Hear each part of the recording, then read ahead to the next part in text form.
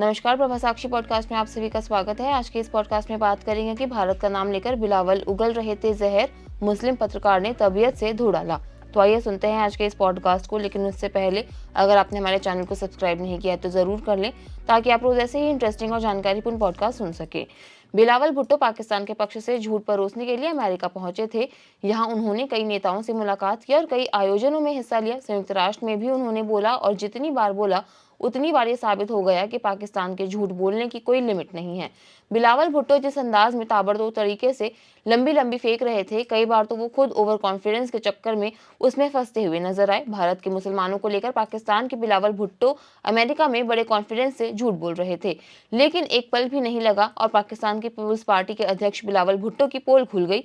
बिलावल भुट्टो ने भारत में नफरत का बीज बोने के लिए अंतर्राष्ट्रीय मंच से एक ऐसा बयान दिया जिसके बाद उन्हें लगा कि वो भारत में फूट डाल देंगे और दुनिया में झूठा नैरेटिव सेट कर देंगे, लेकिन यहाँ वो कमजोर पड़ गए। बिलावल ने कहा कि भारत के मुसलमानों को आतंकी समझा जा रहा है, लेकिन बिलावल के इस झूठ का विदेशी मुस्लिम पत्रकार ने ही पर्दाफाश कर दिया और ऐसा काउंटर बयान दिया जिसके बाद बिलावल सिर्फ सिर हिलाते रह गए।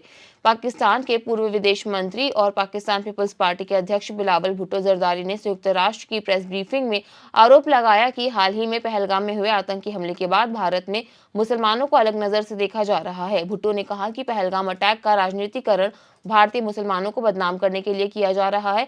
हालांकि कार्यक्रम में मौजूद एक पत्रकार ने इस व्यापक सामान्यीकरण को गलत बताया। अपने निजी अनुभव से पत्रकार ने बताया कि भारतीय सेना की ब्रीफिंग, जिसमें ऑपरेशन सिंदूर पर ब्रीफिंग भी शामिल है, मुस्लिम अधिकारियों द्वारा ही आयोजित की गई थी। पत्रकार ने जवाब दिया कि आपने कहा कि कश्मीर में हाल ही में हुए आतंकवादी हमले का इस्तेमाल भारत में मुसलमानों को बदनाम करने के लिए एक राजनीतिक हथियार के रूप में किया जा रहा है। लेकिन सर, मैंने दोनों पक्षों की ब्रीफिंग देखी है। जहां तक मुझे याद है, वहां मुस्लिम भारतीय सैन्य अधिकारी थे जो भारतीय पक्ष की ब्रीफिंग कर रहे थे। इस टिप्पणी से भुट्टो स्पष्ट रूप से परेशान हो गए। उन्होंने कहीं खंडन नहीं किया और केवल यह स्वीकार किया, जहां तक ऑपरेशन का सवाल है, आप बिल्कुल सही है। पत्रकार का संदर्भ ऑपरेशन सिंदूर पर कर्नल सूफिया कुरैशी द्वारा आयोजित मीडिया ब्रीफिंग से था, जिन्होंने एक अन्य महिला अधिकारी विंग कमांडर व्योमिका सिंह के साथ देश भर में प्रसिद्धि मिली थी। बिलावल भुट्टो वर्तमान में संयुक्त राज्य अमेरिका में एक संसदीय प्रतिनिधिमंडल का नेतृत्व कर रहे हैं, जिसका काम हाल के क्षेत्रीय तनावों पर इस्लामाबाद का पक्ष प्रस्तुत करना है। यह दौरा 22 अप्रैल के आतंकवादी हमले के बाद भारत की सैन्य प्रतिक्रिया ऑपरेशन सिंदूर के मद्देनजर हो रहा है। पाकिस्तानी प्रतिनिधिमंडल की संरचना भारत की हालिया कूटनीतिक पहुंच को प्रतिबिंबित करती है। प्रतीत होता है कि जहां शशि थरूर और असदुद्दीन ओवैसी जैसे विपक्षी नेताओं सहित एक सर्वदलीय संसदीय दल पहलगाम नरसंहार के बाद नई दिल्ली के रुख को प्रस्तुत करने के लिए कई देशों का दौरा कर रहा है।